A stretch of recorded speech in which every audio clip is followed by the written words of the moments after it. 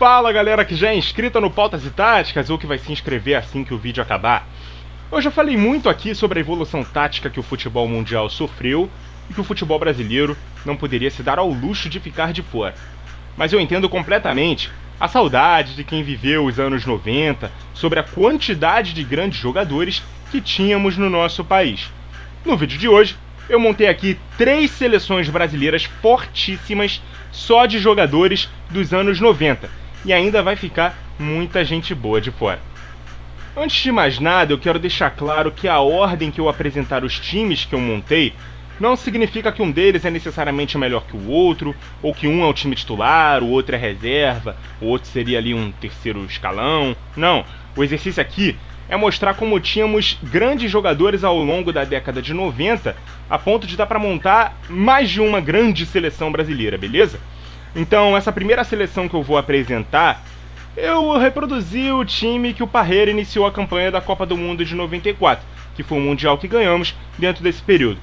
Repetindo, o time que iniciou a campanha, não que terminou, porque teve uma mudança tática ali, né, ao longo da Copa, que implicou inclusive um, entre aspas, improviso de um jogador em uma das posições. Inclusive tem um outro jogador que até estreou como titular, mas se lesionou, ficou fora da Copa. Ele vai aparecer numa outra seleção, não necessariamente nessa, beleza? Mas a gente fala sobre ela mais tarde. O time é o seguinte: Tafarel no gol, Jorginho na lateral direita, Márcio Santos e Aldair na zaga, Branco na lateral esquerda, os volantes Mauro Silva e Dunga, os meias Raí pela direita, que foi quem perdeu a vaga para o lateral Mazinho no meio-campo, ele que era ídolo do São Paulo, e Zinho na meia esquerda, a dupla de ataque histórica Bebeto e Romário. Timaço! Mas muita gente boa ainda está por vir nos outros times. Vimos que a seleção anterior foi escalada no 4-2-2-2, e esse foi um esquema da moda no futebol brasileiro durante os anos 90. E as outras duas seleções também serão escaladas nos mesmos padrões táticos, beleza? A partir desse segundo time eu vou detalhar um pouco mais cada jogador para a gente contextualizar por que eles eram grandes nomes da década. Já que o primeiro time já foi a base ali de uma seleção campeã mundial, a gente não precisou fazer todo esse detalhamento.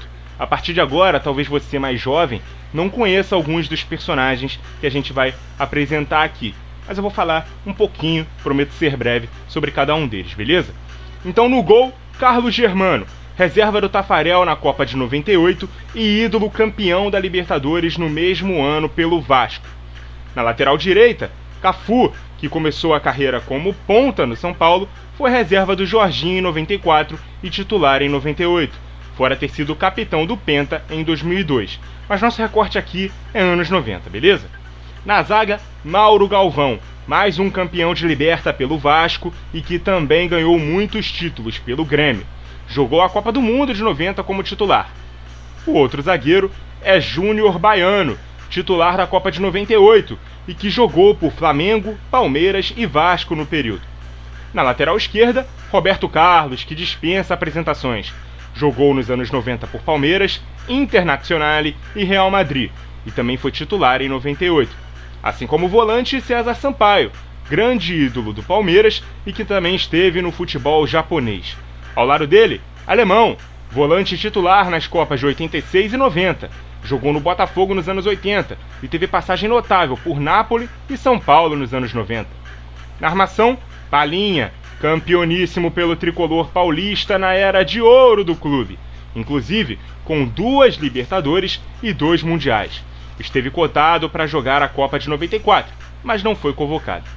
Fechou no meio-campo, Rivaldo, que nos anos 90 teve passagens de destaque por Palmeiras, La Coruña e Barcelona, onde viveu o auge, escolhido o melhor do mundo em 99, depois de jogar uma grande Copa do Mundo em 98.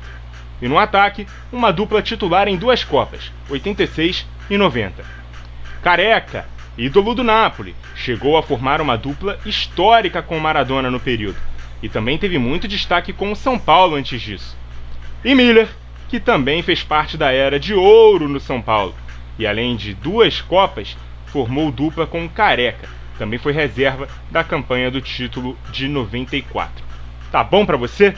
relaxa que vamos montar um outro timaço dos anos 90 só com jogador brasileiro. Então vamos a ele, nossa terceira seleção brasileira. E vai ter gente puto aí porque faltou fulano, cicrano e beltrano, mas eu ainda vou fazer menções a quem faltou, pelo menos os que eu lembrar. E se eu esquecer alguém muito importante, vocês podem deixar aí nos comentários. E se você está curtindo o vídeo até aqui, deixa seu like, compartilha com os amigos, ainda não é inscrito no canal, dá essa moral aí pra gente, beleza? O goleiro é Zete, o grande antecessor de Rogério Ceni no São Paulo, e mais um da era de ouro do clube. Foi campeão em 94 como reserva do Tafarel. Na lateral direita, agora sim aparece o Mazinho, que ganhou a posição do Raí no meio-campo de 94, mas que foi formado como lateral direito pelo Vasco. Jogou muito também no Palmeiras e no futebol espanhol. Na zaga, Ricardo Rocha e Ricardo Gomes, ambos titulares junto com o Mauro Galvão no 3-5-2 de Sebastião Lazzaroni na Copa de 90. Gomes jogou com muita notoriedade no PSG e jogaria a Copa de 94, mas foi cortado pouco antes dela começar. Já Rocha foi até a Copa, mas se lesionou no primeiro jogo e não voltou mais a campo. Ainda assim, fez parte do elenco tetracampeão mundial.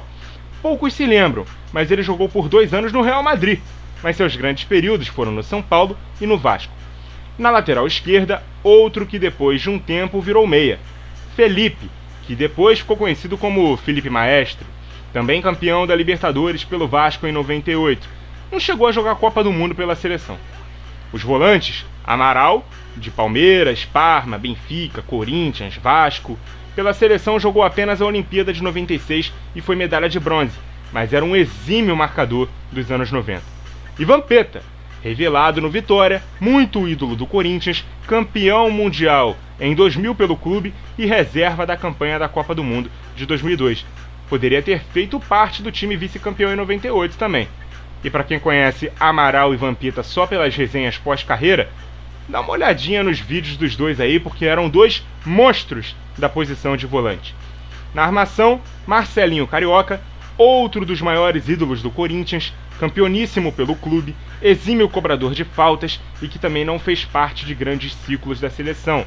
Ao seu lado, Djalminha, revelado no Flamengo, com boa passagem no Palmeiras e muito ídolo do La Corunha, muito habilidoso, cotado para ir à Copa de 2002, mas acabou não indo por um ato de indisciplina com o treinador lá no clube espanhol, que acabou tirando da lista final. Na dupla de ataque, uma dupla que deu muito certo tanto no Palmeiras quanto no Vasco. Evair, que não jogou a Copa de 94, apesar de ter feito parte do ciclo, foi o nome preterido para o retorno de Romário à lista final e a ascensão do jovem Ronaldo Fenômeno para a condição de reserva. E Edmundo, que ao lado de Evair foi campeão brasileiro de 93 e 94 pelo Palmeiras e 97 pelo Vasco. Grande ano da sua carreira, onde ele bateu os recordes de gols em um só jogo do Brasileirão, com 6 bolas na rede, e de artilheiro com mais gols em uma só edição do campeonato, até então com 29. Foi vice-campeão do mundo como reserva em 98. E galera, só para ficar registrado, vamos citar alguns outros grandes jogadores brasileiros dos anos 90 que não entraram em nenhuma das nossas 3 seleções. Olha o nível de jogador que eu deixei de fora, que absurdo. Gente, eu montei 3 seleções brasileiras só de jogadores dos anos 90, fortíssima, mas a safra era tão boa, nosso futebol brasileiro era tão prolífero, que em 3 listas, 33 jogadores citados, esses nomes que eu vou falar agora ficaram de fora. Dá uma olhada.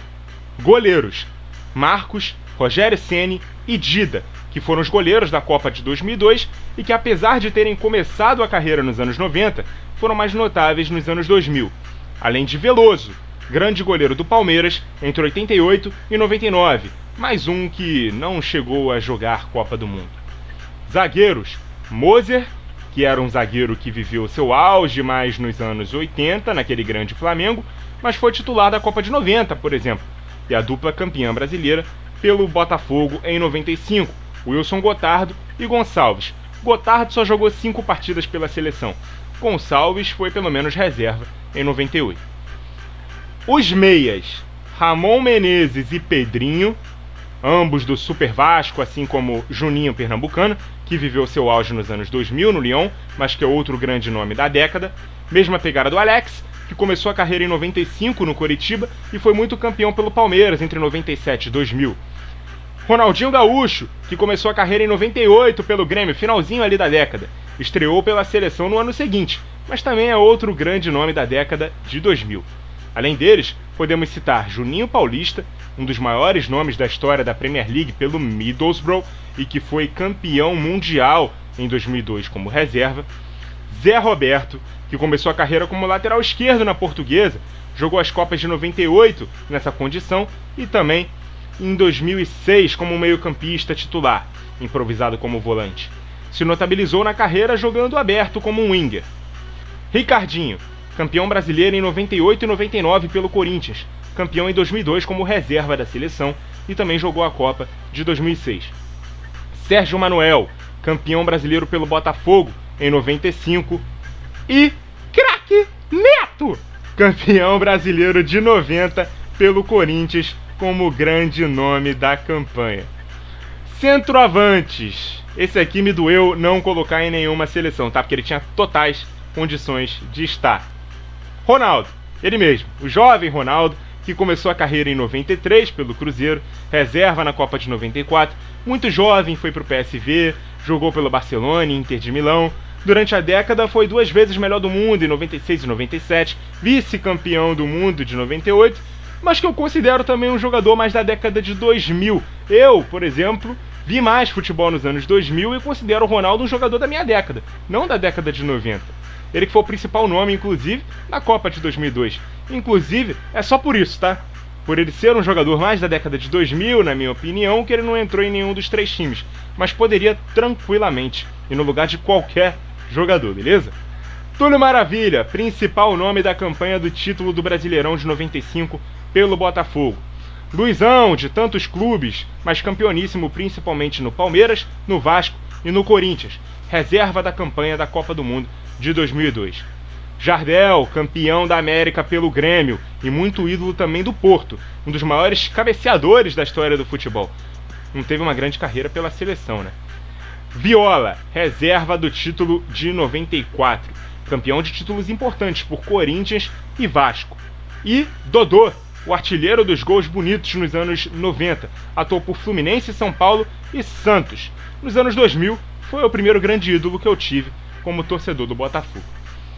E os segundos atacantes, alguns aqui inclusive são pontas, mas como na época se jogava muito mais com 2 atacantes, a gente teve no futebol brasileiro nomes como Renato Gaúcho, maior ídolo da história do Grêmio, grande ídolo também do Fluminense. Euler, chamado de o Filho do Vento, fez grande dupla de ataque com o Romário no Vasco em 2000. Denner, muito jovem, revelação da Portuguesa, infelizmente faleceu num acidente de carro com apenas 23 anos. Edilson, o Capetinha, e também o Denilson Show, ambos reservas no título mundial de 2002 com a seleção brasileira. Edilson muito campeão pelo Palmeiras e pelo Corinthians, e Denilson, revelado no São Paulo, jogou também a Copa de 98 e quando saiu do tricolor por Betis, foi a contratação mais cara da história do futebol até então. Paulo Nunes, o Diabo Loiro, campeão da Libertadores por Palmeiras e Grêmio, também não teve grandes chances na seleção. Sávio, ponta esquerda, campeão brasileiro no Flamengo em 92 e 3 vezes campeão europeu pelo Real Madrid, outro com poucas oportunidades na seleção. E Donizete, o Pantera, mais um campeão de 95 pelo Botafogo e da Libertadores de 98 pelo Vasco, também não teve grande carreira pela seleção. Ufa! Faltou algum nome aí, galera? Deixa aí nos comentários, mas olha como o futebol brasileiro foi bem servido de grandes jogadores nos anos 90. A maioria deles fazendo carreira aqui mesmo no país. Uma outra época, só em 95 a Lei Bosman foi assinada e a partir daí os jogadores não europeus começaram a frequentar os clubes de lá com mais frequência. Mas principalmente numa época de plataformas táticas mais espaçadas e muita qualidade técnica individual. Então a gente tinha muitas peças com nível de seleção. E muitos aqui até jogaram menos com a camisa amarelinha do que poderiam, devido à concorrência ferrenha. E nesse sentido, a gente tem que dar razão para quem reclama de opções de hoje. Mas sempre temos que registrar que os tempos eram outros. e o contexto tático que o jogo exigia era bem menos exigente. Muito obrigado a você que acompanhou o vídeo até aqui, continue ligado no Pautas e Táticas e até a próxima!